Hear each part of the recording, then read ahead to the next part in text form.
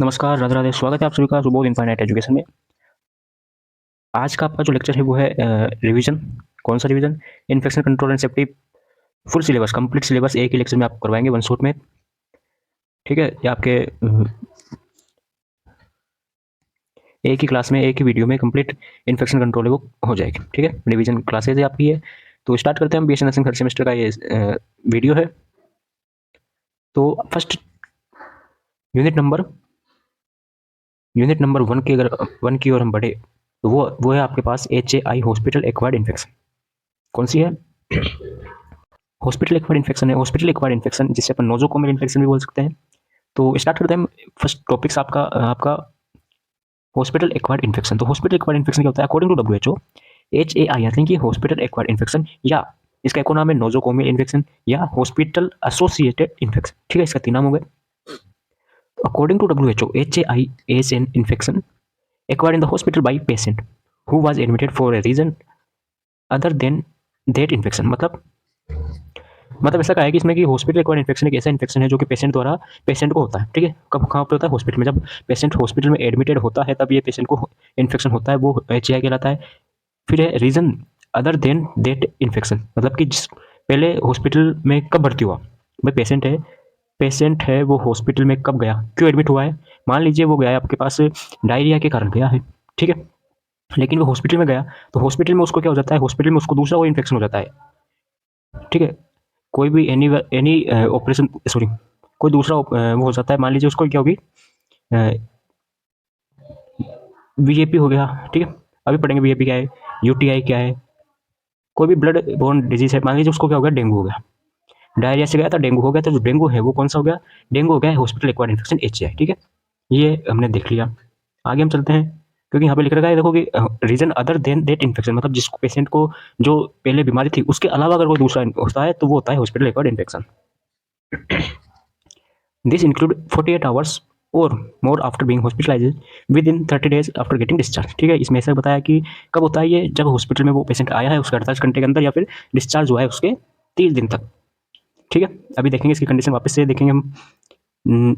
It is also known as nosocomial infection. Nosocomial infection बोलते हैं इसको अपन। तो there are three conditions of HAI, hospital acquired infection. इसकी तीन कंडीशन होती है। कौन कौन सी? फर्स्ट हो गई within 48 hours of admission to the hospital. Hospital में कोई किसी भी पेशेंट का एडमिशन हुआ है, उसके 48 घंटे के अंदर अंदर उसको अगर कोई इन्फेक्शन होता है तो वो HAI के अंडर आता है। ठीक है, फिर आ गया कि 30 days of any surgical operation. कोई ऑपरेशन हुआ है पेशेंट का, और पेशेंट के ऑपरेशन के, मतलब आज ऑपरेशन हुआ है, मतलब मान लीजिए अगर आज 1 तारीख है, आज ऑपरेशन हुआ है, तो इसके 30 तारीख तक अगर कोई बीमारी होती है, इन्फेक्शन होता है, वो हॉस्पिटल एक्वायर्ड इन्फेक्शन में कंसिडर होता है। थर्ड कंडीशन आती है इसकी with in 3 days of discharge, मतलब डिस्चार्ज के 3 दिन के अंदर अंदर। आज जैसे आज डिस्चार्ज हुआ है, 1 तारीख है, आज डिस्चार्ज हुआ है, तो 3 तक अगर वो इन्फेक्शन होता है तो वो भी आपके हॉस्पिटल एक्वायर्ड इन्फेक्शन में कंसिडर होता है। ठीक है, हमने 3 कंडीशन पढ़ ली।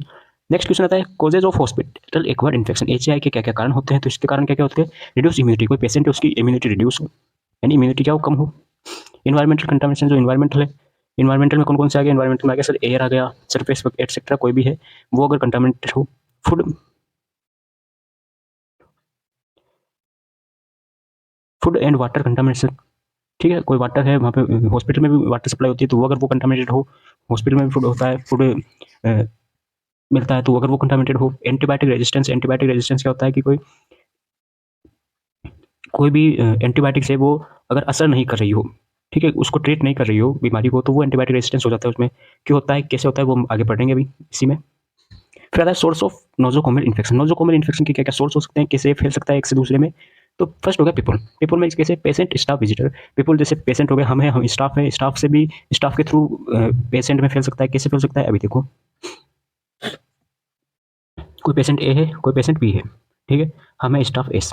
ठीक है, हमने क्या किया, पहले बी का हमने ट्रीटमेंट किया। बी का ट्रीटमेंट किया तो बी से के ट्रीटमेंट से वो इन्फेक्शन है वो हमारे पास आया, फिर हम ए का ट्रीटमेंट करने जाएंगे तो हमारे थ्रू ए में फैल जाएगा। ठीक है, ये हो गया पीपल यानी स्टाफ के थ्रू।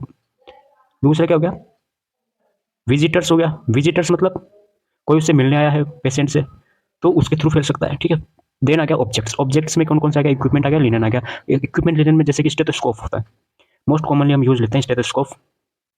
तो स्टेथोस्कोप की अगर हम बात करें, वो हमने ए बी एग्जाम्पल ले लिया, ठीक है। हमने क्या किया, बी का स्टेथोस्कोप से स्टेथ से हमने उसका स्टेथ से हमने उसकी टेस्ट किया, उसके बाद में हमने ए को किया, तो जो उसका वो उससे हमने चेक किया है, उसके थ्रू भी इक्विपमेंट हो गया, लिनन एक्सेट्रा, उससे भी हॉस्पिटल एक्वायर्ड इन्फेक्शन फैल सकता है। फिर आ गया फूड, वाटर, एयर, इन सब की हमने बात करी ली, कैसे क्या फैलता है, ठीक है। फिर आता है प्रिवेंशन ऑफ यूटीआईज। भाई हम रिवीजन कर रहे हैं तो इसमें डीपली तुम पढ़ेंगे नहीं, ठीक है, क्योंकि डीपली पढ़ना हो तो एक एक क्लास आपकी रेगुलर क्लासेस चली थी, उसमें आपको पूरी रिकॉर्डेड डली हुई है, वो अपलोडेड है। ये आपके रिवीजन क्लासेस है, अगर उनको देख ले उसके बाद में देख रहे हो तो बहुत अच्छी बात है, नहीं देख रहे हो तो भी अच्छी बात है। अब बात करते हैं प्रिवेंशन ऑफ यूटीआईज। मैं कोशिश करूंगा कि पूरा वापस से एक तरीके से वापस समझा सकूँ आपको, जीरो से लेकर। प्रिवेंशन ऑफ यूटीआई, यूटीआई क्या होता है? यूटीआई क्या होता है? यूटीआई होता है यूरिनरी ट्रैक्ट इन्फेक्शन, ठीक है। प्रिवेंशन यानी कि हमको यूटीआई को रोकना है। यूटीआई को हम कैसे रोक सकते हैं, वो उसकी बात हमने यहाँ पे करी गई है, प्रिवेंशन ऑफ यूटीआई। तो यूटीआई की अगर हम अपन डेफिनेशन देखें तो urinary tract infection, UTI is an infection in any part of urinary system, the urinary system include the kidney, ureter, bladder and urethra. तो हमने क्या कहा कि यूरिनरी ट्रैक्ट इन्फेक्शन है या यूटीआई है, वो क्यों होता है, कहाँ होता है, कैसे होता है। यूटीआई है, यूटीआई में क्या है, कोई भी ऐसा इन्फेक्शन है जो कि यूरिनरी सिस्टम के कोई भी पार्ट में हुआ हो। अब यूरिनरी सिस्टम कौन सा होगा? यूरिनरी सिस्टम में हमने किडनी कर लिया, यूरेटर्स कर लिया, ब्लेडर और यूरेथ्रा, इनको हमने इंक्लूड किया गया, ठीक है। अब common causes of UTIs, UTIs के मेन कारण क्या है, अगर हम देखें कॉमन कारण क्या है उसका, तो उसका कॉमन कारण है कैथेटराइजेशन। क्या है? कैथेटराइजेशन। कैथेटराइजेशन करते हैं अपन, तो चूंकि ये कैथेटराइजेशन से ज्यादातर होता है, तो इसको हमने एक और नाम दे दिया, CAUTI। CAUTI मतलब catheter associated urinary tract infection, ठीक है। कंप्लीट, यहाँ तक कोई दिक्कत अगर हो तो आप कमेंट जरूर करें। ये तो हमने एक डिफरेंस की बात कर ली, इंट्रो की बात कर ली। अब हम कैसे इसको रोकें, यूटीआई है, इसको हम कैसे रोकें, कैसे हम इसको प्रिवेंशन करें, प्रिवेंट करें। तो प्रिवेंशन स्टेप्स कौन कौन सी हो गई? फर्स्ट हो गया daily cleaning of catheter opening. अब देखो सुन, हमने मेन क्या देखा कि मेन इसका कारण क्या है, कैथेटराइजेशन है। मेन इसका जो रीजन है, कॉजेज है, वो क्या है, प्राइमरी ड्यू टू कैथेटराइजेशन। तो चूंकि ये कैथेटराइजेशन से हो रहा है, तो हम क्या करेंगे, कैथेटर लगा रहे हैं अपन, कैथेटराइजेशन है, कैथेटर है, उसके हम उसको क्लीनिंग करेंगे। भाई उससे फैल रहा है तो उसको एक देखते हैं कि भाई मेन इसकी जड़ क्या है, रूट क्या है, मतलब कोई भी बीमारी है वो कहाँ से हुई, उसका सोर्स क्या है, उसको अपन रोके। वैसे ही अगर कैथेटर से हो रहा है ये, तो daily cleaning of catheter opening, catheter opening है उसको अपन डेली क्लीनिंग करेंगे। Regular catheter cleaning with soap and water, water and soap है उसको अपन रेगुलर क्लीनिंग करेंगे उसको। Through rectal area cleaning post bowel movement, जो पोस्ट बाउल मतलब स्टूल पास करते हैं, ठीक है, स्टूल पास कर रहे हैं, स्टूल पास करने के बाद में हम क्या है, रेक्टल एरिया है वहाँ पे पोस्ट मतलब बाद में, पास करने के बाद में उसको हम साफ करें। देन आ गया keeping the drainage bag below bladder level, मतलब क्या समझे इससे? सर हम इससे ये समझ रहे हैं कि मान लीजिए कोई पेशेंट है, ये पेशेंट है, ठीक है, एक सेकेंड, ये कोई भी पेशेंट हो गया, और सॉरी सॉरी, ये कोई पेशेंट है, ठीक है। अब इसका जो ब्लेडर कहाँ पर है, ब्लेडर है यहाँ पर सर, ठीक है।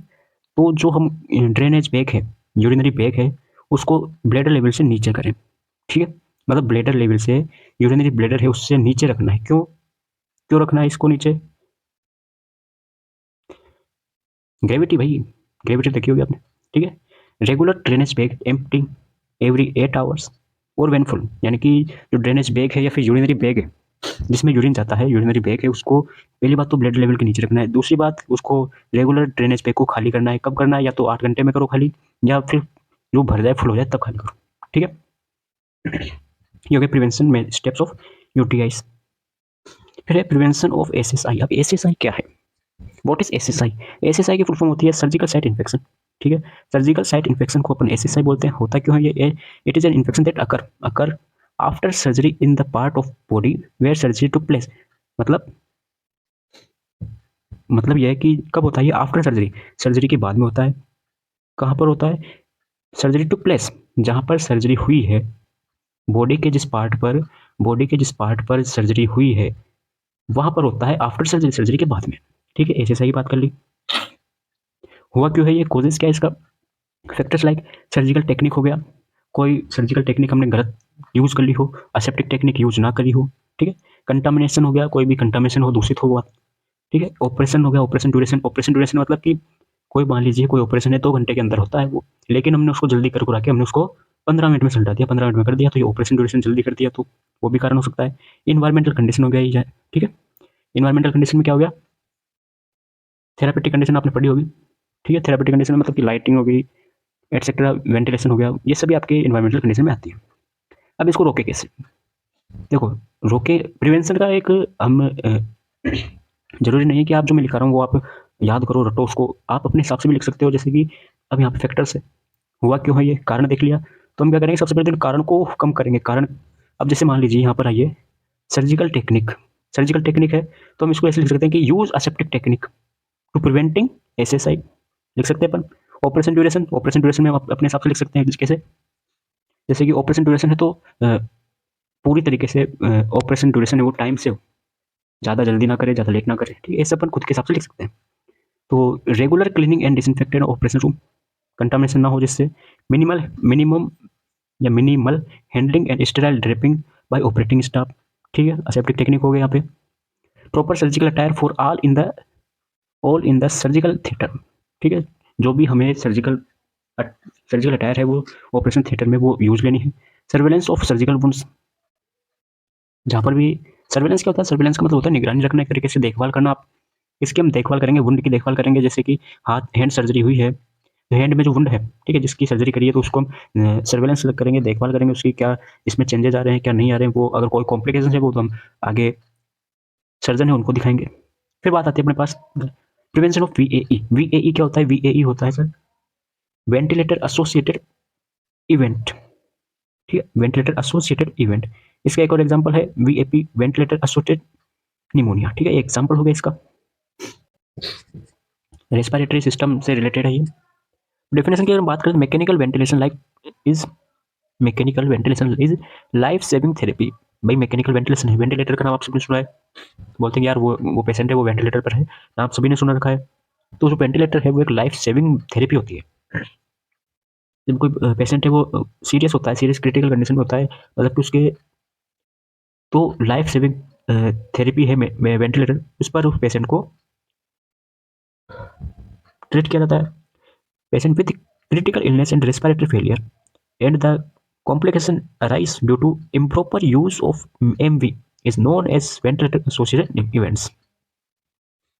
क्या कहा? improper use of MV। MV का मतलब क्या होता है? MV का मतलब है मैकेनिकल वेंटिलेशन, यानी कि अगर कब होती है ये VAE है, कब होती है वेंटिलेटर एसोसिएटेड इवेंट है, वो कब होता है? तो वो होता है improper use of mechanical ventilation, ठीक है sir. causes complications from mechanical ventilation, example VAP, वही बात आ गई।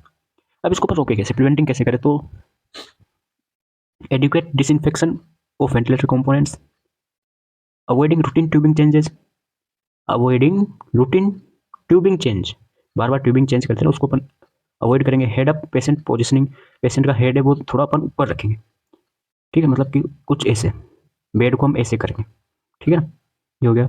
और sterile tracheal suctioning, tracheal suctioning sterile sterile करेंगे उसको। Limiting sedatives and consciousness medicine, जो मेडिसिन है, सेडेटिव्स मेडिसिन होती है, कॉन्शियसनेस की जो मेडिसिन होती है वो कम देंगे, लिमिटिंग कर देंगे उसकी। फ्लूड फ्लूड मैनेजमेंट करेंगे उसका। Early patient mobility and exercise, exercise वगैरह करवाएंगे पेशेंट को। और क्या करेंगे? Strict asepsis for catheter insertion and maintenance. Catheter और जो कैथेटर को इंसर्जन कर रहे हैं और मेंटेनेंस कर रहे हैं, तो हम उस पर स्ट्रिक्ट असेप्सिस का यूज लेंगे। अब असेप्सिस क्या होता है? असेप्सिस का मतलब क्या होता है? असेप्सिस का मतलब होता है absence of pathogenic organism. Complete, यहाँ तो कोई दिक्कत। नेक्स्ट हम बात करते हैं infection control team. Infection control team, infection control team क्या होती है? An team of infection control workers is headed by an infection control doctor, usually microbiologist। Infection control team है, उसका जो हेड होता है, हेड होता है वो कौन होता है? इन्फेक्शन कंट्रोल डॉक्टर होता है, डॉक्टर बोल सकते हैं उसको, डॉक्टर है, या फिर उसको यूजुअली क्या है, माइक्रोबायोलॉजिस्ट होता है। यूजुअली तो ज़्यादातर तो क्या है, माइक्रोबायोलॉजिस्ट है, वो इन्फेक्शन कंट्रोल टीम का हेड होता है। Who takes day to day responsibility for this policy, उसकी रेस्पॉन्सिबिलिटी होती है इन्फेक्शन कंट्रोल टीम के जो हेड है, कौन? माइक्रोबायोलॉजिस्ट बोल दो या फिर जो डॉक्टर्स है, यूजुअली माइक्रोबायोलॉजिस्ट नॉर्मली, उसकी रेस्पॉन्सिबिलिटी होती है इस पॉलिसी को, इस पॉलिसी के लेकर। The function of the team, अब इसके क्या क्या फंक्शन होते हैं? ICT इन्फेक्शन कंट्रोल टीम है, इसके क्या फंक्शन होते हैं? तो इसके फंक्शन कौन कौन से होते हैं? इसके फंक्शन होते हैं कि the function of the team are surveillance, control infection, infection control, infection control के सर्वेलेंस रखना, सर्वेलेंस यानी निगरानी रखना, ध्यान रखना उसका। मॉनिटरिंग हाइजीन प्रैक्टिसेस उसकी मॉनिटरिंग करना। Advising the infection control committee regarding prevention of infection, एक ऐसी कमिटी तैयार करना जिसके लिए क्या है, जो कि इन्फेक्शन प्रिवेंशन के लिए हो। ठीक है, इन्फेक्शन इन्फेक्शन कंट्रोल करने के लिए एक कमेटी तैयार करना। अब वो कमेटी कौन सी होती है, तो वो कमेटी होती है infection control committee. Infection control committee हो गई। There should be an ICC in every hospital, सभी हॉस्पिटल है उसमें आईसीसी इन्फेक्शन कंट्रोल कमेटी होती है।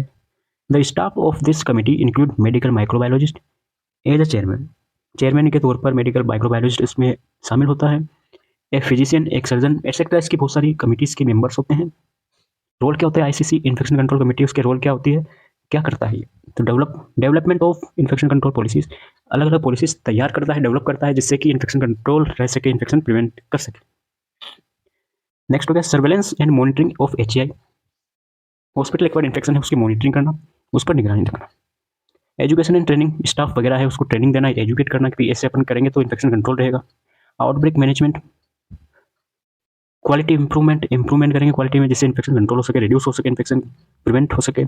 Resources management, regular regulatory कॉम्प्लेंस, communication and reporting हो गया। इम्प्लीमेंटेशन ऑफ इन्फेक्शन प्रैक्टिसेस, अब आपने देखा होगा वार्ड में जाते हो आप, वार्ड में जाते हो तो वहाँ पर जो स्टाफ होते हैं वो स्टाफ है आपको एक पेज देते हैं ऐसे, ठीक है, उसमें अलग अलग वो लिखा रहता है, आपका नाम क्या है, ठीक है, वो तो नाम वगैरह तो आता है नीचे से, नाम, मोबाइल नंबर, आपको हॉस्पिटल में क्या अच्छा लगा, ठीक है, आप क्या सुधार करना चाहते हो हॉस्पिटल में, ठीक है, वो आपसे एक फीडबैक लेते हैं। भाई गवर्नमेंट हॉस्पिटल है, मैं गवर्नमेंट हॉस्पिटल की बात कर रहा हूँ, प्राइवेट में कुछ अलग सिस्टम होगा। गवर्नमेंट हॉस्पिटल है उसमें ऐसे पॉलिसीज होती है। ये हो गया आपके पास first chapter complete. Next unit आती है आपके पास, unit number 2, standard precaution. Standard precaution unit number 2 की बात चल रही है अपने पास। स्टैंडर्ड प्रिकॉशन क्या होता है, कुल मिला के हमको इन्फेक्शन कंट्रोल एंड सेफ्टी में क्या है, इन्फेक्शन को कंट्रोल करना है, कैसे कैसे हम इन्फेक्शन कंट्रोल कर सकते हैं, वही बात आपकी रिपीट होती रहेगी। वही ग्लव्स पहनो, ठीक है, गॉगल्स लगाओ, gown, septic technique use, same वही बात है। ठीक है, तो जैसा मैंने पहले बताया था, ज़्यादा डीप नहीं पढ़ेंगे हम। Standard precaution are minimum infection prevention practices that apply to patient that's apply to all patient care in any setting where health care is delivered. क्या कहा, इसमें ऐसा कहा गया है कि स्टैंडर्ड प्रिकॉशन क्या है, स्टैंडर्ड प्रिकॉशन एक ऐसी टेक्निक है या ऐसी प्रैक्टिसेस है इन्फेक्शन कंट्रोल करने के लिए, इन्फेक्शन प्रिवेंशन करने के लिए, एक ऐसी टेक्निक है, प्रैक्टिसेस है that apply to all patient care, जो कि सभी पेशेंट केयर पर अप्लाई की जाती है। कहाँ पर, in any setting where health care is delivered, जहाँ जहाँ भी हेल्थ केयर फैसिलिटी है डिलीवर की जा रही है, वहाँ वहाँ पर इन्फेक्शन कंट्रोल करने की जो प्रैक्टिसेस है वो होती है स्टैंडर्ड प्रिकॉशन। मतलब जहाँ पर भी हॉस्पिटल से रिलेटेड बात की जा रही है, यानी हेल्थ केयर दी जा रही है, ऐसी कोई भी जगह हो जहाँ पर हेल्थ केयर दी जा रही हो, वहाँ पर इन्फेक्शन प्रिवेंट करने के लिए, रिड्यूस करने के लिए जो प्रैक्टिसेस होती है वो आती है स्टैंडर्ड प्रिकॉशन के अंदर। Standard precautions are a set of infection control practices used to prevent transmission of disease that can be acquired by contact with blood, body fluid and mucous membrane. Okay, infection control है, infection control practices है used to prevent transmission of disease, जो disease transmission है, disease transmitted है, उसको रोकने के लिए। That can be acquired by, जो कैसे हो सकता है, कॉन्टैक्ट विद ब्लड, ब्लड के थ्रू फैल सकता है, बॉडी फ्लूइड के थ्रू फैल सकता है, म्यूकस मेम्ब्रेन के थ्रू फैल सकता है, स्प्रेड हो सकता है। ठीक है, इनको कंट्रोल करने के लिए एक जो प्रैक्टिसेस है, टेक्निक है, वो आपके स्टैंडर्ड प्रिकॉशन कहलाती है। ठीक है, अब स्टैंडर्ड प्रिकॉशन इसके अंदर क्या क्या शामिल है, कैसे हम इन्फेक्शन को कंट्रोल कर सकते हैं, तो वो आ गया आपके पास most common hand hygiene, use of PPE personal protective equipment है, इसका यूज लेना है। इसमें कौन कौन से आता है, इसमें आता है पास gloves, mask, airway, IVR and एक और इसमें गाउन। ठीक है, रेस्पिरेटरी हाइजीन हो गया, शार्प सेफ्टी हो गया, शार्प सेफ्टी मतलब व्हाइट बॉक्स में, बीएमडब्ल्यू पड़ा होगा, व्हाइट बॉक्स में डालना है अपने सारी चीज़ें। स्टेराइल इंस्ट्रूमेंट एंड डिवाइस, जो भी इंस्ट्रूमेंट है, डिवाइसेस है, उनको स्टेराइल करना है, जिससे कि हॉस्पिटल रिक्वायर्ड इन्फेक्शन है वो भी ना फैले। Clean and disinfected environmental surface, environmental surface उसको डिसइंफेक्ट करें। डिसइंफेक्टेशन के बहुत सारे आपके अलग अलग सॉल्यूशंस होते हैं, जो आप यूनिट नंबर 2 में पढ़ोगे फार्मेकोलॉजी में। ठीक है, लाइजोल हो गया, ठीक है, ये सब उसमें आता है आपके पास। Clean injection sorry safe injection practices, जैसे एसेप्टिक टेक्निक यूज लेकर ही हमें इंजेक्शन है जो इंसर्ट करना है, प्रैक्टिस है वो करनी है। फिर आता है discuss briefly standard major, standard safety major. Standard safety major है वो क्या होता है, अगर आपको डेफिनेशन याद नहीं हो रही ना, तो आप सेम डेफिनेशन सभी में डाल सकते हो, आप नंबर नहीं कटेंगे, आप नंबर आएंगे।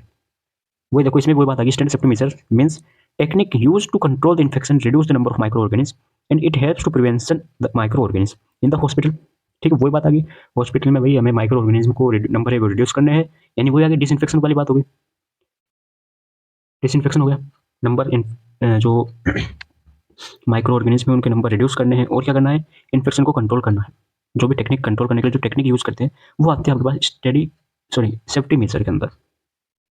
It should provide help to control the cross infection, causes of cross infection in the hospital and minimize the causes of infection transmission, the reason controlling microorganisms। ठीक है, वही बात है, घुमा फिरा के बस काम क्या है आपको, घुमा फिरा के हमको ये करना है, क्या करना है, control the communicable disease in hospital. Hospital में कम्युनिकेबल डिजीज है, कम्युनिकेबल डिजीज मतलब एक से दूसरे में फैल रहा है, कॉन्टाजिस हो सकते हैं इसको अपन, उनको कंट्रोल करना है। It prevent the harmful infection in the hospital, hospital में हार्मफुल जो इन्फेक्शन उसको हमें प्रिवेंट करना है, रोकना है। प्रिवेंट्स ट्रांसमिशन ऑफ इन्फेक्शन और डिजीज, जो भी डिजीज वगैरह है ट्रांसमिशन हो रही है एक से दूसरे में फैल रही है उसको प्रिवेंट करना है। तो prevent the cross infection, cross infection A से बी में गया, क्रॉस इन्फेक्शन नहीं है, ठीक है। नेक्स्ट आती है डेफिनेशन की बात, किसकी डेफिनेशन है, ये है सर स्टैंडर्ड सेफ्टी मेजर की डेफिनेशन जो ये हमने पढ़ा है। देखना अभी इसमें भी वही बात आएगी, इन्फेक्शन को रोकने वाली, which major help to control infection and disease in hospital और protect the health care workers from disease and infection in the hospital called standard. आगे वही बात, अब स्टैंडर्ड सेफ्टी मेजर्स है उसमें हमने इनको इंक्लूड किया गया है। भाई रोके कैसे हम, इन्फेक्शन को कैसे कंट्रोल करें, तो इन्फेक्शन को कंट्रोल करने के लिए सबसे पहले आता है आपका स्टेरिलाइजेशन, फिर आता है biomedical waste management, infection control program, disinfection method, universal precaution. ये आती है आपके पास 5 मेजर्स है जो कि इन्फेक्शन कंट्रोल करने के लिए हम उसको अप्लाई करते हैं, इंक्लूड करते हैं किसमें, स्टैंडर्ड सेफ्टी मेजर्स में। This 5 safety measures use in hospital and control the causes of cross infection in the hospital from patient to health care workers and health care workers to patient. ठीक है, patient से staff में आ रहा है, staff से patient में जो infection आ रहा है, क्रॉस इन्फेक्शन हो रहा है, ठीक है, उसको रोकने के लिए हम इसका यूज लेते हैं। अब बताता हूँ मैं आपको ब्रीफली, स्टेरिलाइजेशन क्या होता है, स्टेरिलाइजेशन का मतलब होता है killing the micro organism, sterilization में हम माइक्रो ऑर्गेनिज्म को किल करते हैं। दूसरा हो गया बायोमेडिकल वेस्ट, बायोमेडिकल वेस्ट आपको पता है कौन सा कचरा, कौन सा वेस्ट, कौन से वेस्ट में, कौन से कंटेनर में डाले, ठीक है। इन्फेक्शन कंट्रोल प्रोग्राम, वही बात आ गई, इन्फेक्शन कंट्रोल प्रोग्राम में क्या करते हैं, ऐसा कुछ प्रोग्राम चलाते हैं जिससे कि इन्फेक्शन कंट्रोल हो सके हॉस्पिटल की पॉलिसी के अकॉर्डिंग। डिसइंफेक्शन मेथड में क्या करते हैं, नंबर को क्या करते हैं अपन, रिड्यूस करते हैं, नंबर रिड्यूस करते हैं, नंबर कम करते हैं। कौन से नंबर, माइक्रो ऑर्गेनिज्म को के नंबर है जो कम करते हैं। यूनिवर्सल प्रिकॉशन क्या होता है, यूनिवर्सल प्रिकॉशन लेबोरेटरी के अंदर आता है, जो भी लेबोरेटरी में काम करते हैं स्टाफ उनके लिए आता है, क्योंकि वो क्या है कि इन्फेक्शन सोर्स है उनके पास, तो मतलब कैसे ब्लड है, लेबोरेटरी है, ब्लड स्पेसिमेन कलेक्ट कर रहे हैं, तो ब्लड से, ब्लड के थ्रू तो इन्फेक्शन फैलता है, तो वो आता है यूनिवर्सल प्रिकॉशन में। फिर एसेप्सिस, व्हाट इज एसेप्सिस, अभी मैंने बताया था आपको एसेप्सिस मतलब क्या होता है। Asepsis term means absence of pathogenic organism, pathogenic organism में उनको मारना या उनकी अनुपस्थिति क्या एसेप्सिस कहलाती है। एसेप्सिस किससे मिलकर बना होता है, ए प्लस सेप्सिस, सेप्सिस मतलब बैक्टीरिया वगैरह हो गया, और ए मतलब एब्सेंस, एब्सेंस ऑफ बैक्टीरिया या पैथोजेनिक ऑर्गेनिज्म, जैसे bacteria, virus, fungi etcetera. There are 2 types of asepsis, कौन कौन से, मेडिकल एंड सर्जिकल। मेडिकल में क्या था वो रिड्यूस करते हैं, सर्जिकल में क्या था किल कर देते हैं। फिर बात करते हैं मूवमेंट्स ऑफ हैंड हाइजीन। अगर हम इसको हिंदी में देखें, हिंदी में क्या होता है, मूवमेंट्स मतलब क्या होता है, पल होता है, मतलब ठीक है, पल का मतलब क्या होता है, टाइम, बोलते हैं कितने पल हो गए भाई, तो टाइम, मतलब कि अगर टोटल मिला के बात देखें तो मूवमेंट्स का मतलब क्या हो गया, टाइम, मतलब हैंड हाइजीन का क्या क्या टाइम है, कब कब हम हैंड हाइजीन करें, ठीक है। तो अकॉर्डिंग टू डब्ल्यू का अकॉर्डिंग क्या है, there are 5 movements of hand hygiene के 5 मूवमेंट्स से कौन कौन से हो गए, मतलब कब कब हम हाथ धोए, मतलब ये तो जरूरी है, मस्ट है, इस टाइम पर तो हमें हैंड वॉश करना है। पहला आ गया before touching patient, before touching patient, patient को टच करने से पहले, ताकि क्रॉस इन्फेक्शन ना हो। नेक्स्ट, बिफोर परफॉर्मिंग क्लीन और एसेप्टिक प्रोसीजर, कोई भी एसेप्टिक प्रोसीजर यूज कर रहे हैं अपन उससे पहले अपन हैंड वॉश करें। आफ्टर टचिंग पेशेंट, पेशेंट को टच करने के बाद में। आफ्टर प्रोसीजर और फ्लूड, बॉडी फ्लूड एक्सपोजर, कोई भी बॉडी फ्लूड है वो अगर गिरा हुआ हो, एक्सपोजर हुआ हो, मान लीजिए इसमें क्या गया, इसमें अपन क्या लिख सकते हैं, इसमें लिख सकते हैं अपन ब्लड सैंपल लिया हमने, ब्लड सैंपल है वो कलेक्ट किया, तो उस टाइम पर लेने के बाद में हैंड वॉश करना है। After touching patient surrounding, patient के सराउंडिंग अगर टच किया हो तो, मतलब याद करने की क्या होगी, 2B3A, 2 बार तो बिफोर हो गया, 3 बार ए हो यानी आफ्टर हो गया, ऐसे आप उसको याद कर सकते हो। नेक्स्ट आता है आपके पास हैंड वॉशिंग। अब हैंड वॉशिंग कैसे क्या करते हैं अपन उसको देखो। अब देखो आपके चैप्टर यूनिट भी कौन सी है, हाथ कैसे धोए, ये कोई बात हुई। कैसे धोएंगे? पानी से धोएंगे। तो सबसे पहले करेंगे wet your hands with clean running water. सबसे पहले रनिंग वाटर है, क्लीन है और रनिंग वाटर है, उसमें उसमें क्या है, हाथों को गीला करना है। रनिंग यानी कि दौड़ता हुआ पानी, दौड़ता मतलब कि आ रहा है, नल से आ रहा है ना, टैप होती है, टैप से पानी आ रहा है, तो वो हो गया। उससे आपको हाथ है वो वेट करना है, गीले करने हैं। Use enough soap to cover your hands. Enough soap है वो आपको हैंड्स पर रब करनी है, अप्लाई करनी है। Rub your hands together, create leather. एक लेदर यूज के क्रिएट करके आपको हैंड वॉश मतलब रब करना है हाथों को। Scrub your hands for at least 20 second. 20 second तक हमने स्क्रब करना है, उसको रगड़ना है। पाम टू पाम हो गया, रिस्ट हो गया, between your fingers and under your nails. ये सभी हमने एक साथ लिख दिए। इनके अलग अलग स्टेप होते, कितने 7 स्टेप होते हैं। हैंड वॉशिंग के 7 स्टेप्स होते हैं। कैसे होते हैं वो भी देखते हैं। Rinse your hands thoroughly with clean running water. फिर उसके बाद में वापस धो लें। Dry your hands with a clean towel and air dry. ठीक है, क्लीन करना है टॉवल से और ड्राई कर लेना है। अब देखो ये हो गया हैंड हाइजीनिक या हैंड वॉशिंग के 7 स्टेप होती है। कौन कौन सी होगी? पाम टू पाम हो गया, फिंगर इंटरलेक्टेड हो गया, back of hands, back of fingers, finger nails हो गया, बेस ऑफ थम्स और रिस्ट। ये 7 स्टेप्स है, ये आप याद रखें। पूछ लेते हैं 7 स्टेप्स ऑफ हैंड हाइजीन, तो ये लिख के आने आपको।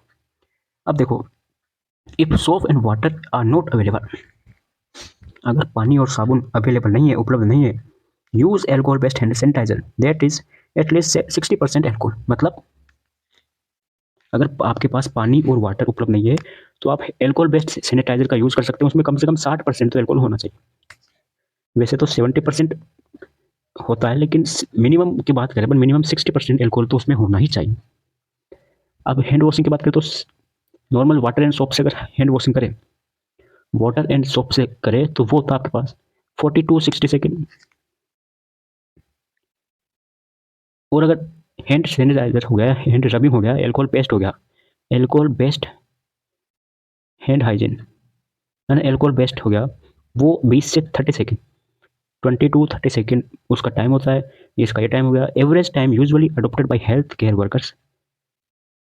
एवरेज कितना है? एवरेज क्या है? हैंड वॉशिंग जो हेल्थ केयर वर्कर्स है ना, वो ज़्यादातर 10 सेकेंड से कम के लिए हाथ धोते थे, जो कि गलत है। नेक्स्ट आता है BMW। BMW biomedical waste management. बायोमेडिकल वेस्ट मैनेजमेंट डेफिनेशन देखें सबसे पहले। तो बायोमेडिकल वेस्ट मैनेजमेंट होता क्या है, डेफिनेशन क्या होती है इस बायोमेडिकल वेस्ट की? तो BMW मीन्स एनी सॉलिड और लिक्विड वेस्ट। क्या? एनी सॉलिड और लिक्विड वेस्ट, कोई भी लिक्विड हो गया, सॉलिड वेस्ट हो गया, is generated during the diagnosis, treatment or immunization of human being or animals in research activities or in the production of the testing of biological products। तो biomedical waste होता क्या है? कोई भी सॉलिड और liquid waste होता है जो कि जनरेटेड होता है, जो कि जनरेटेड हो यानी उसका प्रोडक्शन हो। एक ऐसा वेस्ट, एक ऐसा सॉलिड और लिक्विड वेस्ट, सॉलिड और लिक्विड, सॉलिड और लिक्विड वेस्ट जो कि डायग्नोसिस, ट्रीटमेंट, इम्यूनाइजेशन एटसेट्रा जो भी लिख रखा है उस टाइम पर पैदा हो, वो वेस्ट होता है बायोमेडिकल वेस्ट। अब इसको हमें मैनेजमेंट करना है। तो मैनेजमेंट कैसे करेंगे हम इसका? मैनेजमेंट के लिए हमने हमारे पास 5 स्टेप्स होती है। कौन कौन सी स्टेप्स होगी? The waste management system consist of following elements. कौन कौन सी होगी? फर्स्ट हो गया waste survey, segregation, accumulation, transportation of waste and treatment and disposal.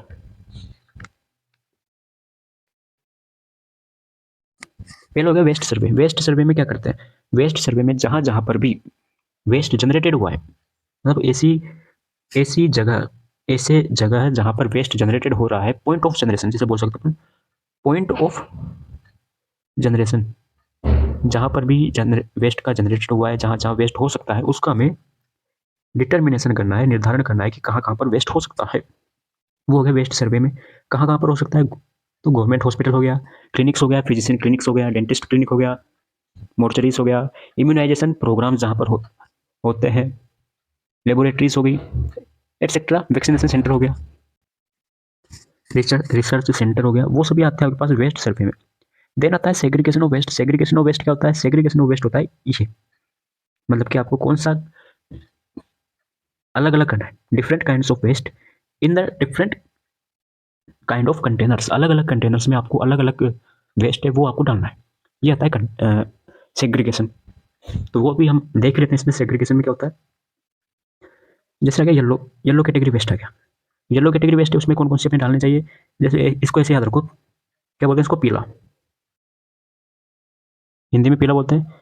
तो ऐसे करो इसको, पीला, पी से पीला, पी से पस, ठीक है, पस हो गया। पस क्या होता है, बॉडी फ्लूइड हो गया।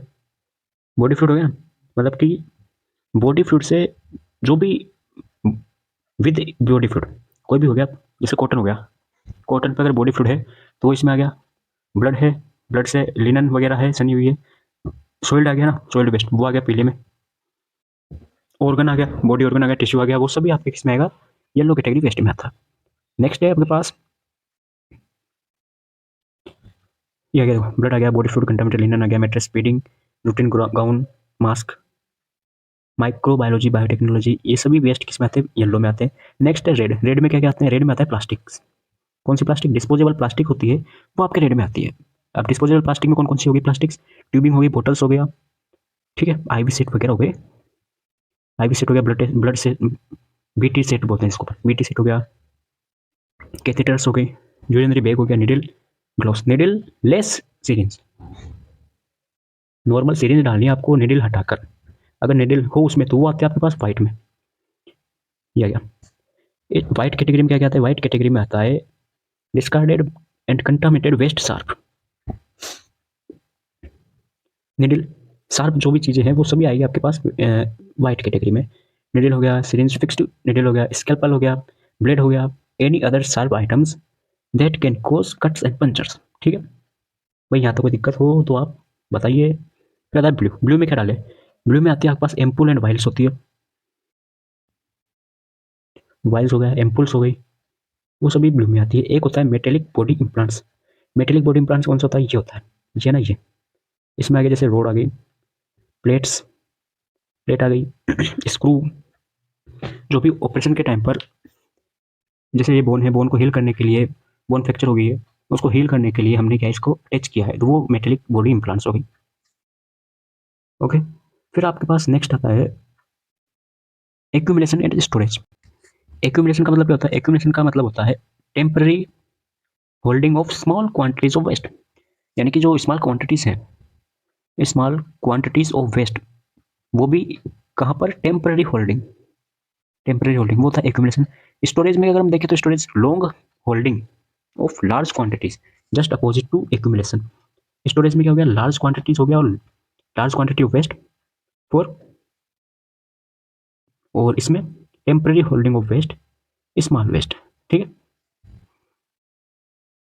ये क्वांटिटीज एक्यूमुलेशन हो गया। ट्रांसपोर्टेशन ऑफ वेस्ट, अगर आपके पास ट्रांसपोर्टेशन ट्रीटमेंट का अगर आपके पास नहीं है, मैं हॉस्पिटल में जहाँ पर हम उस वेस्ट का ट्रीटमेंट कर सके वो आपके पास अवेलेबल नहीं है, तो ट्रांसपोर्टेशन करते हैं डिस्पोजेबल साइट पर, वो आ गया इसमें, ठीक है।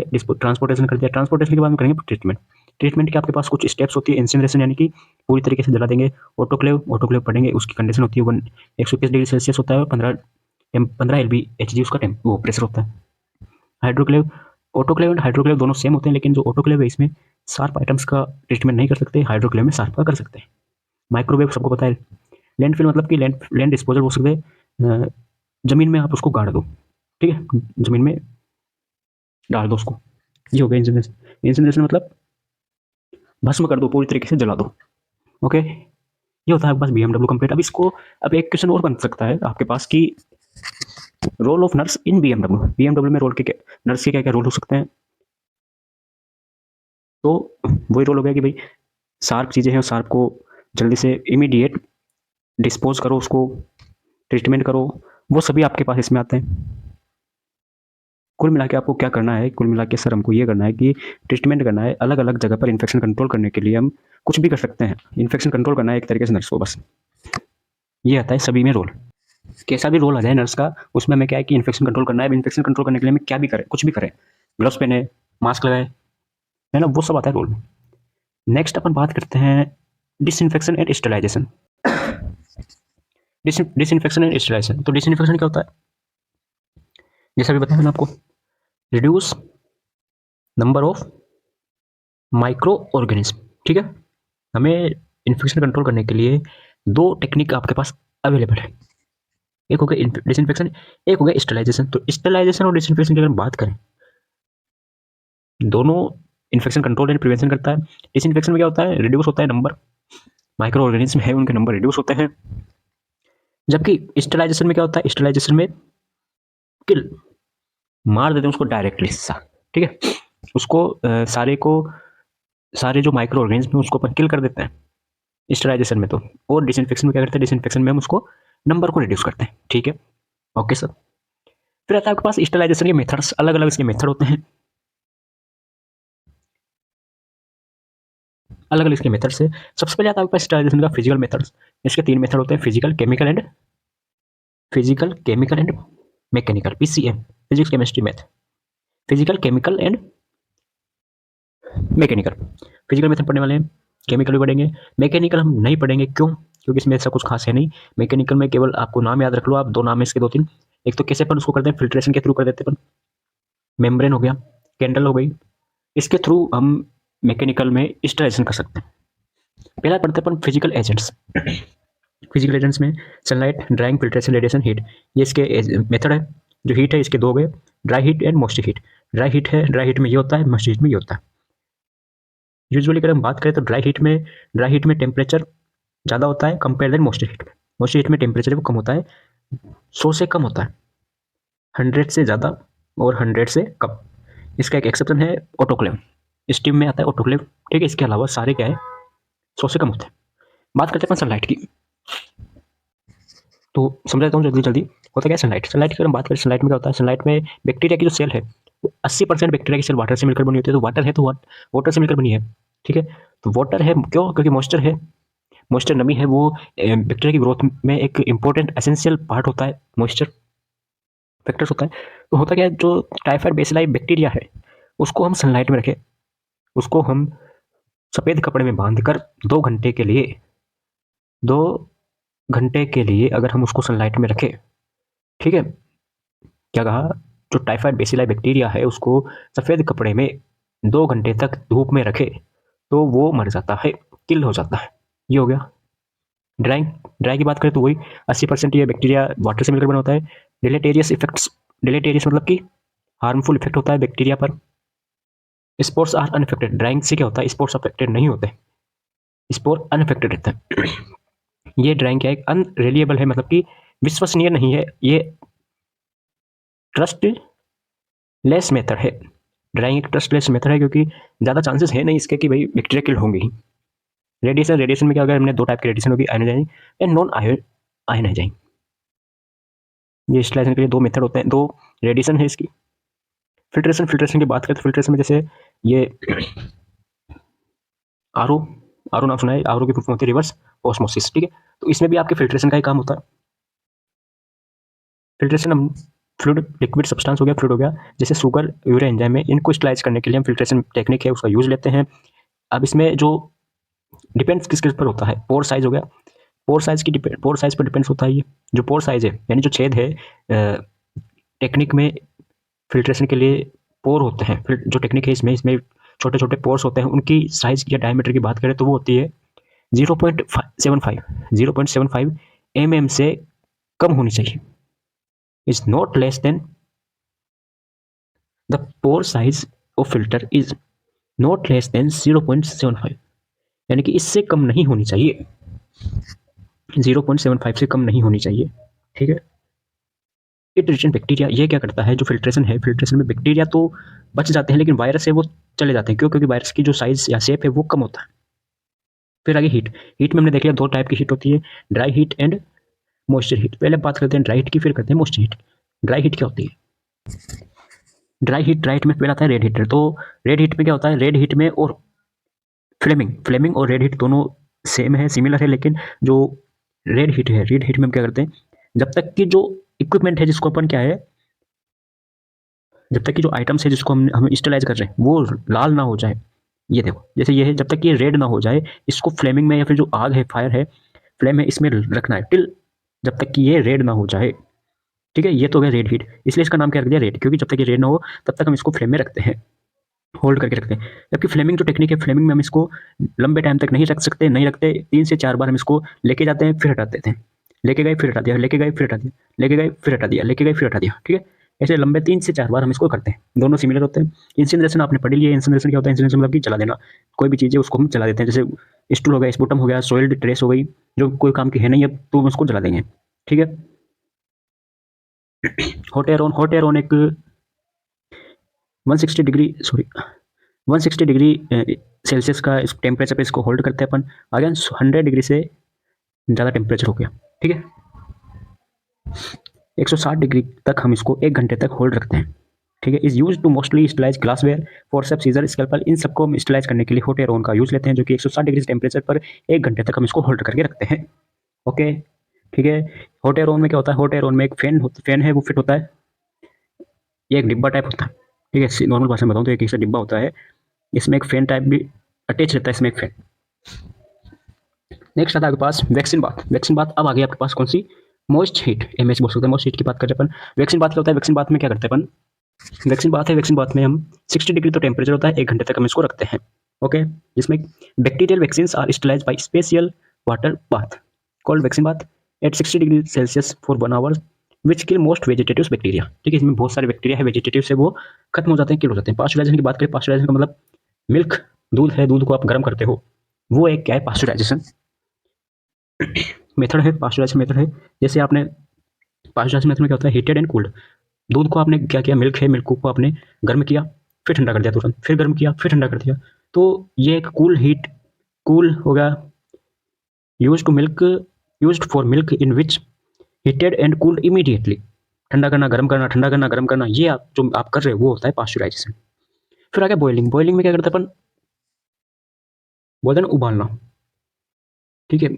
उबालने से भी बैक्टीरिया है वो किल हो जाते हैं। 10 से 30 मिनट तक हम इसको बॉइलिंग करते हैं, कि मतलब मोस्टली। और उसका टेम्परेचर की बात करें, टेम्परेचर होता है 50 to 70 डिग्री सेल्सियस होता है, 50 से 70 डिग्री टेम्परेचर पर 10 से 30 मिनट तक हम उसको रखते हैं, जिसको भी हमें स्टरलाइज करना है। शॉर्ट टाइम होता है, many spores withstand boil considerable time, ठीक है। स्टीम, स्टीम में आता है पास ऑटोक्लेव, जो कि 100 डिग्री सेल्सियस से ज़्यादा होता है। अब ऑटोक्लेव में कोई स्लाइड है नहीं, लेके नहीं आया मैं, ठीक है। क्यों नहीं लाया? क्योंकि आपको ने पढ़ रखा है, तो एक बार मैं आपको बोल के समझा देता हूँ, ठीक है। ऑटोक्लेव ये कुछ ऐसा ऑटोक्लेव होता है। ऑटोक्लेव में क्या है? ऑटोक्लेव है, ऑटोक्लेव की टेम्परेचर कितनी होती है? 121 डिग्री सेल्सियस का टेम्परेचर होता है। प्रेशर की बात करें अपन, प्रेशर कितना होता है? 15 LBHG पाउंड बोलते हो, वो टेम्परेचर होता है। टाइमिंग, टाइमिंग कितनी होती है? टाइमिंग क्या होता है? टाइमिंग होता है सर 15 मिनट, ठीक है। ये इसका कंडीशन होती है जो कि सफिशियंट होती है ऑटोक्लेव में बैक्टीरिया, वायरस या पैथोजेनिक ऑर्गेनिज्म को किल करने के लिए, स्टरलाइज करने के लिए, ठीक है। यहाँ तक अगली बात, ठीक है सर। अब बात करते हैं अपन इसकी पार्ट्स की। तो इसके 3 पार्ट होते हैं, ऑटोक्लेव में 3 पार्ट होते हैं या 3 कंपोनेंट्स होते हैं। कौन कौन से? फर्स्ट हो गया सर लीड, चेंबर और electrical heater. Electrical heater, lead है, लीड को अपन ढक्कन बोल सकते हैं, जो कि ये आपको दिख रहा है ये बाहर का जो दिख रहा है, ये होता है लीड, ये होता है इलेक्ट्रिकल हीटर। ये लीड हो गया, ये इलेक्ट्रिकल हीटर हो गया, और ये जो बड़ा सा आपको दिख रहा है सिलेंड्रिकल टाइप दिख रहा है ना, ये होता है आपके पास कौन सा? प्रेशर चेंबर जिसे बोलते हैं, ठीक है।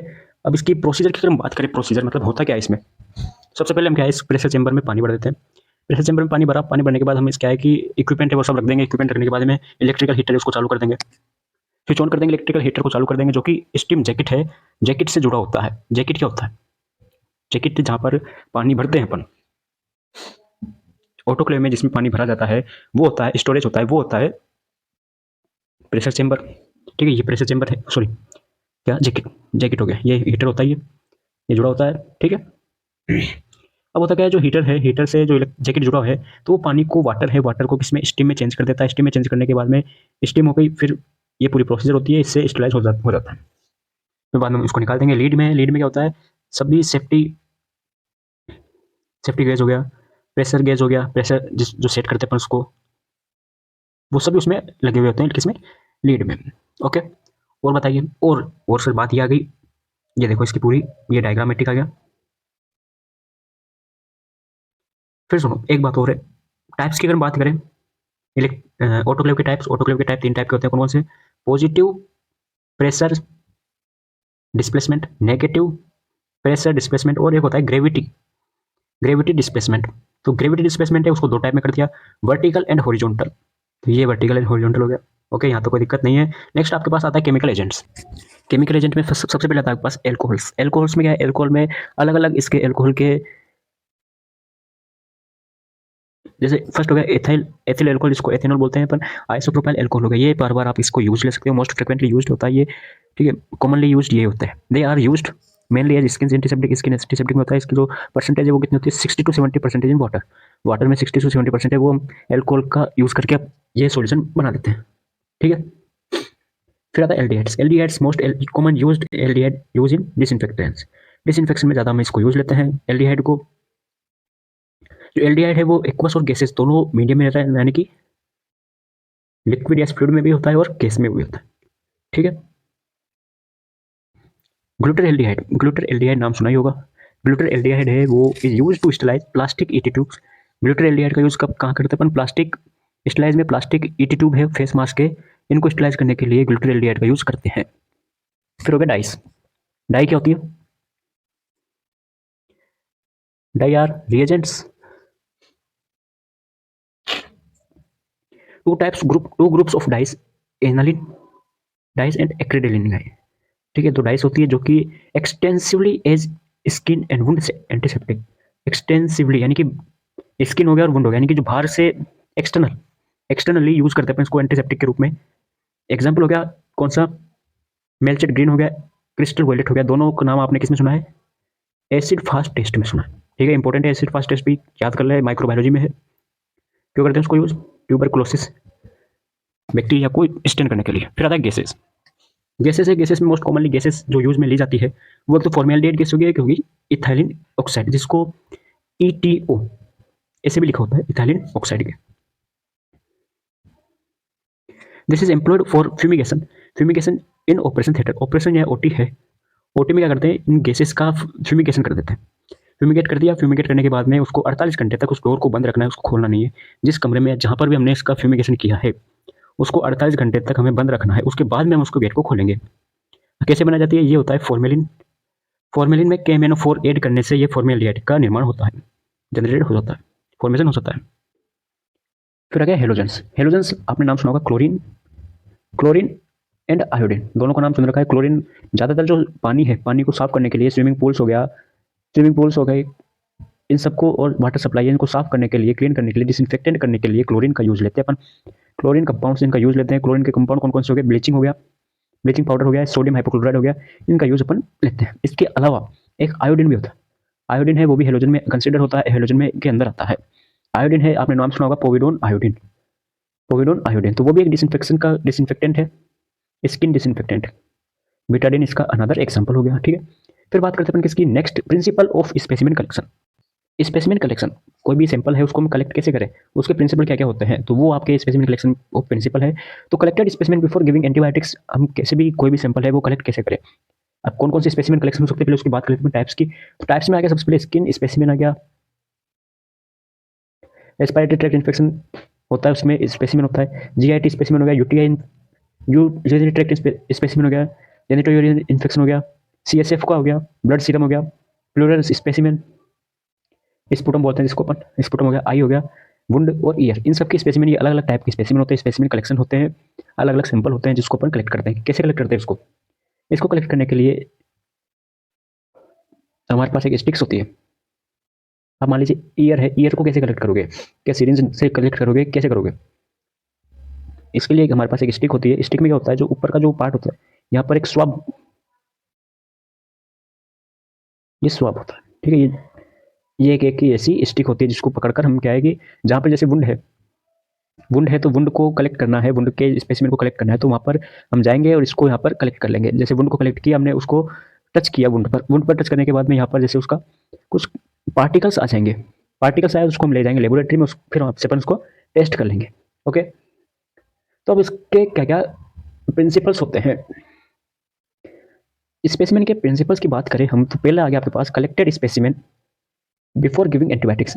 कोई भी एंटीबायोटिक से उसको देने से पहले ही आपको स्पेसिमेन कलेक्ट करना है। क्यों, अगर हम आपने एंटीबायोटिक दे दी तो जो बैक्टीरिया वगैरह है वो किल हो जाएंगे और सही एक्यूरेट पता नहीं चलेगा। फिर आ गया wear gloves, gown, mask and goggles to stay safe, prevent spreading infection.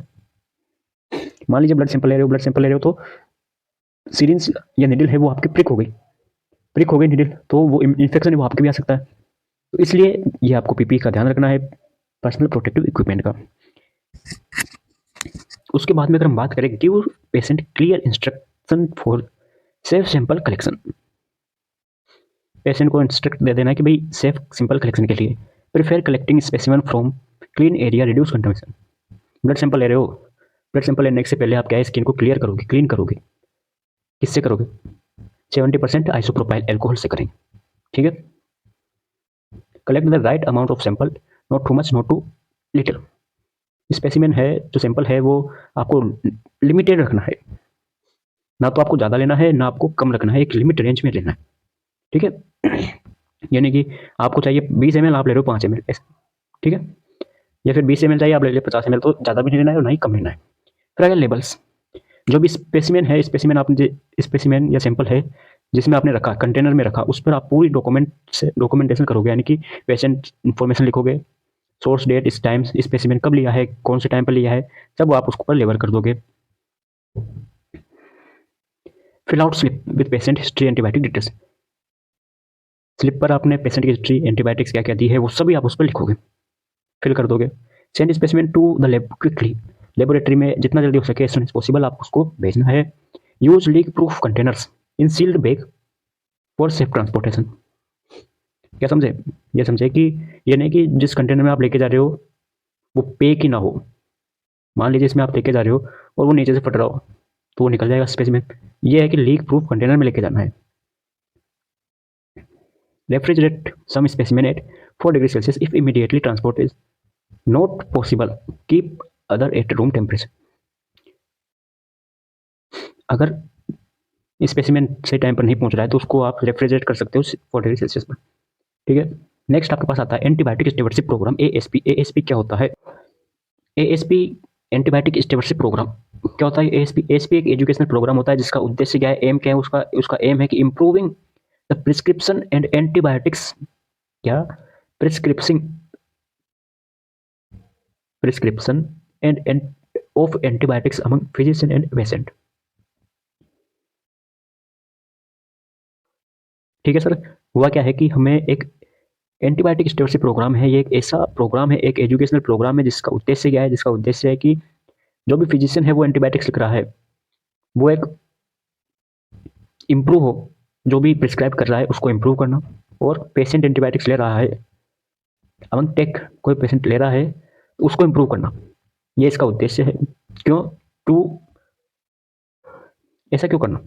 ऐसा इसलिए करना है to protecting patient from harm of unnecessary antibiotic use. Unnecessary antibiotics use से नुकसान है उसको बचने के लिए।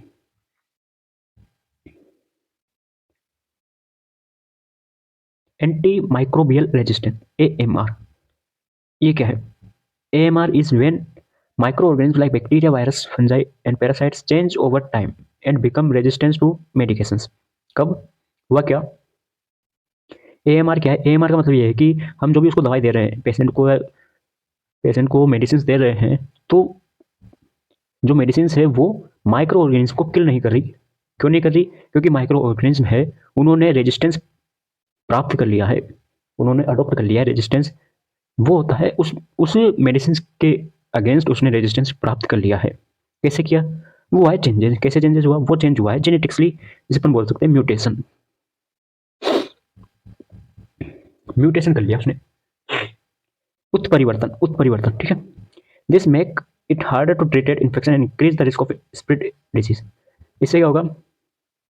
इन्फेक्शन है उसको ज़्यादातर फैलने के चांसेस रहेंगे और ट्रीटमेंट नहीं होगा। MDRO and MRS, what is MRS and MDRO? Full form क्या होती है इसकी, होता क्या, इंपॉर्टेंस क्या है, प्रिवेंशन कैसे करें? तो मल्टी एमडीआरओ की फुल फॉर्म क्या होती है? एमडीआरओ फुल फॉर्म होती है multi drug resistance organism like methicillin resistance और स्टेफाइलोकोकस ओरियस। एमआरएस हो गया इसकी फुल फॉर्म। देखो एमआरएससी की फुल फॉर्म क्या होगी? Methicillin resistance staphylococcus aureus, MRSA, ठीक है। और एमडीआरओ क्या होगी? MDRO can be prevented by practicing. कैसे हम इसको प्रिवेंट कर सकते हैं? Good hygiene, using protective equipment and cleaning high touch surface. अब सुनो, पहले तो मुझे ये बताओ कि एमडीआर और एमआरए से होता क्या है। इसका मतलब यह है कि कोई भी ऑर्गेनिज्म है, एमडीआर की बात करते हैं अपन पहले, कोई भी ऑर्गेनिज्म है उसने मल्टी ड्रग रेजिस्टेंस हो गया है वो, यानी कि बहुत सारी दवाइयां हैं जिन पर उसने रेजिस्टेंस प्राप्त कर लिया है। फॉर द एग्जाम्पल मान लीजिए स्टेफाइलोकोकस है। अब स्टेफाइलोकोकस की अगर बात करें एमआरए से, इसका एग्जाम्पल हो गया, तो स्टेफाइलोकोकस ओरियस एक बैक्टीरिया है, इसने क्या किया, मिथाइसिलिन पर रेजिस्टेंस प्राप्त कर लिया। ठीक है, यानी कि ये जो दवाई है ना, मिथाइसिलिन, मेथिसिलिन हो गया, पेनिसिलिन होता है ना यार, एंटीबायोटिक से पेनिसिलिन, बस इसके सिलिन आ गया, वो एंटीबायोटिक होती है, एजिथ्रोमाइसिन आइसिन हो गया। तो जो ये एंटीबायोटिक्स है, मिथाइसिलिन एंटीबायोटिक्स है, इसका स्टेफाइलोकोकस ओरियस से इस पर कोई प्रभाव नहीं पड़ेगा, कोई भी प्रभाव नहीं पड़ेगा, कोई इफेक्ट नहीं पड़ेगा। क्यों? क्योंकि इसने रेजिस्टेंस प्राप्त कर लिया। ठीक है, अब इसको रोकने के लिए हम क्या करें, सॉरी, इसको रोकने के लिए हम क्या करेंगे, प्रिवेंशन ऑफ एमडीआरओ एंड एमआरए से क्या करें, हैंड हाइजीन अच्छी होनी चाहिए। दूसरा हो गया प्रोटेक्टिव इक्विपमेंट, जैसा ये लिख रखा है, गुड हैंड हाइजीन हो गया, using protective equipment. Protective equipment में क्या आ गया, प्रोटेक्टिव इक्विपमेंट में आ गया gloves, wear gloves, gown and mask when entering the room of patient with an MDRO infection. कोई भी एमडीआरओ का कोई पेशेंट है, उसके रूम में अगर हम जा रहे हैं तो हम ये सभी यूज लें। क्लीनिंग, क्लीनिंग में क्या गया, कोई भी पेशेंट है उसको वहाँ पर क्या करना है, हमें clean and disinfect patient care items, equipment and room surface daily, daily हम उसको साफ सफाई रखेंगे। Clean surface with disinfectant that kill MRSA and other bacteria and viruses. और अदर में क्या आता है, अदर में जैसे कि use antibiotics only when needed, जब जरूरत हो तभी हमें लेना है, और शॉर्ट टाइम के लिए हम उसको लेना है, यानी कि एंटीबायोटिक्स चल रही है 15-20 दिन के लिए। आपने देखा होगा एजिथ्रोमाइसिन, एजिथ्रोमाइसिन आपने देखी होगी, उसकी केवल जो डोज है वो एक पैकेट है, उसमें केवल 3 ही आती है। ठीक है, देखा होगा 3, जो फिजिशियन है, डॉक्टर है, वो भी या तो आपके लिए लिखेगा 3 या फिर लिखेगा 5। ठीक है, keep cuts and scraps clean and covered with bandage और ड्रेसिंग अंटिल हील्ड। अगर कट वट लग गया है हाथों में या कहीं भी वुंड हो गया है, उस वुंड को बैंडेज से ड्रेसिंग करनी है जब तक कि वो हील ना हो जाए। Avoiding sharing personal item such as towels, wash cloth and razor, इनको शेयर नहीं करना है। फिर आता है निडल स्टिक इंजरी, जिसे बोलते हैं NSI, निडल स्टिक इंजरी। अगर निडल प्रिक हो जाए तो क्या करें फिर, the following are preventing measure to avoiding any needle stick injury to health care employees. Needle stick injury बहुत ही एक डेंजर डेंजर है, इसको रोकने के लिए क्या करेंगे, the use of needle must be avoided if other alternatives accessible. अगर हमारे पास कोई दूसरा इक्विपमेंट या आइटम्स है निडल के अलावा जो हम यूज कर सकते हैं, वो यूज लीजिए। For the example lancet, RBS, random blood sugar check कर रहे अपन, तो ये नहीं कि निडल को यूज ले लो, अगर आपके पास लेंसेट अवेलेबल है तो आप लेंसेट का यूज लो। ठीक है, the needle recapping must be totally avoided. Needle है उसको रिकेप नहीं करना है, ये नहीं कि वापस लगा दो, लगाएंगे तो चांसेस है कि वो निडल हमारे प्रिक हो सकती है हाथों में, अंगुलियों में। इसके लिए एक मेथड होता है, वन हैंडेड स्कूप मेथड, वो यूज लो अगर आपको जरूरी है निडल रिकेप करना तो। The use needle must be immediately and appropriate disposable. हाँ, अगर आपने निडल यूज कर ली, आपने लगा लिया इंजेक्शन, उसके बाद में क्या करोगे आप, उसको यूज निडल है उसको इमीडिएटली जितना जल्दी हो सके डिस्पोज कर दो, किसमें, वाइट शार्प डिस्पोज करना है, वाइट बॉक्स में। फिर बात और क्या कर सकते हैं अपन, इसको प्रिवेंट करने के लिए PP वगैरह उसको पहन लो, ग्लव्स वगैरह इनको काम में लेना है। In order to patient, in order to receiving pertinent follow care after sharp related one must report it. अगर आपका बाई चांस हो जाता है, निडल स्टिक हो जाती है, तो आपको बिना देरी करे, विदाउट डिले, इमीडिएटली रिपोर्ट करानी है कि अपने सीनियर को कर दो कि मेरे ऐसे ऐसे ये निडल प्रिक हो चुकी है। स्टाफ वगैरह है, हेल्थ केयर वर्कर्स है, उनको प्रॉपर ट्रेनिंग देनी है कि कैसे हम उसको हैंडल कर सकते हैं निडल स्टिक इंजरी को। एवरी निडल या sharp related injury must be timely brought attention to the employee. ठीक है, वही आगे आ गई।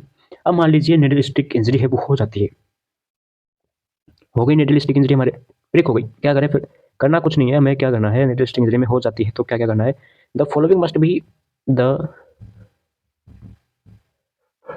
Wound must be allowed to bleed. क्या करना है, जो जहाँ पर भी वो प्रिक हुई है, निडल प्रिक हुई है, स्टिक हुई है, चुभी है, ठीक है, लगी है निडल, वहाँ पर हमें पानी के रनिंग वाटर है उसके अंदर उसको साफ करेंगे, ब्लड है ब्लीडिंग करेंगे उसकी, मतलब कोशिश करेंगे कि जितना ब्लड है वो निकल सके बाहर, मतलब उसको प्रेस करेंगे दोनों साइड से दबाएंगे तो वो निकल जाएगा। Must wash it with soap and later under the running water. Water वगैरह सोप वगैरह उनसे साफ करेंगे। स्क्रबिंग अवॉइडिंग करनी है, स्क्रब यानी कि रगड़ना नहीं है उसको, स्क्रब नहीं करना है। The wound must B note भी उसको सख्त नहीं करना है। होती है भाई, आदत होती है कि भाई कहीं भी लगी तो हम डायरेक्ट उसको मुंह में लेकर उसको हम चूसने लग जाते हैं, क्यों, सलाइवा के कारण, ठीक है। वो आपको सख्त नहीं करना है। Put water proof plaster, water proof plaster है, ड्रेसिंग है, वो वुंड पर अप्लाई करनी है। The employer must be reported timely about the injury, ठीक है। फिर आता है main cause of hospital fire. जो हॉस्पिटल में आग लग जाती है उसका मेन कारण क्या है, उसका मेन कारण क्या क्या है। कुकिंग इक्विपमेंट, इलेक्ट्रिकल कॉज हो गया, स्मोकिंग हो गया, heating electronic and mechanical equipment etcetera. अब फायर इक्विपमेंट कौन कौन से हो गए। फायरिंग इक्विपमेंट हो गया, फायर एक्सटिंग्विशर हो गया, स्प्रिंकल्स होते हैं, स्प्रिंकल्स आपने देखा होगा जो ऊपर की रूफ है, छत पर है, लगे रहते हैं। फायर हॉर्स है, रेल्स हो गई, हाइड्रेंट हो गया, स्मोक हीट डिटेक्टर्स हो गया, क्योंकि जैसे ही उस पर स्मोक है, धुआं है, जाती है और ऑटोमेटिकली स्प्रिंकल्स है उसमें से स्प्रिंकल्स चालू हो जाते हैं। और फायर अलार्म्स हो गया, फायर अलार्म कंट्रोल पैनल हो गया, एग्जिट इमरजेंसी साइन हो गया, ठीक है। फिर आता है हेजमत। तो हेजमत क्या होता है, आपने पढ़ रखा है हेजमत क्या होता है। हजार्डस मटेरियल होता है, सेफ्टी, इसके लिए अपन क्या करें। जो हजार्डस मटेरियल है, hazardous materials, hazardous materials are also known as the dangerous goods, या मीन्स बोल सकते हैं। पाउडर फॉर्म यूजुअली, जो कि मेनली पाउडर फॉर्म में होते हैं, पाउडर फॉर्म में हो सकते हैं, लिक्विड में हो सकते हैं, गैस में हो सकते हैं, किसी में भी हो सकते हैं ये mainly. In common terminology hazardous means known as hazmat and hazchem. Hazchem मतलब कि हज मतलब हजार्डस, केम मतलब chemical, hazardous chemical, and can be very dangerous if spills, अगर ये बाई चांस गिर जाते हैं, झलक जाते हैं, तो ये बहुत डेंजरस हो सकते हैं। तो इसके लिए एक ट्रेंड स्टाफ उसको हैंडल करने के लिए चाहिए। फॉलोइंग कैरेक्टरिस्टिक्स, कौन कौन से इसके कैरेक्टरिस्टिक्स हो सकते हैं। हजार्डस मटेरियल के कैरेक्टरिस्टिक्स की अगर बात करें तो कौन कौन से हो सकते हैं। ये हो गया, एक तो हो गया कंबेस्टिबल लिक्विड और गैसेस। कंबेस्टिबल लिक्विड गैसेस मतलब कि एक जलने वाला होता है ये। जो लिक्विड है गैस है वो जलनशील होती है, दहनशील, जलने वाली होती है। Is capable of raising fume smoke and dust etcetera. अगर बाई चांस गिर जाते हैं तो डस्ट वगैरह आती है, स्मोक हो गया, डस्ट हो गया, फ्यूम हो गया, वो रिलीज होती है। ओके, तो ये वन शॉट आपके कंप्लीट होता है। इसकी पीडीएफ आपको टेलीग्राम पर मिल जाएगी, लिंक दे रखा है। तो मिलते हैं लेक्चर में, कैसा लगा कमेंट जरूर करें, शेयर करें। एक ही लेक्चर में complete infection control. Okay, Radhe Radhe.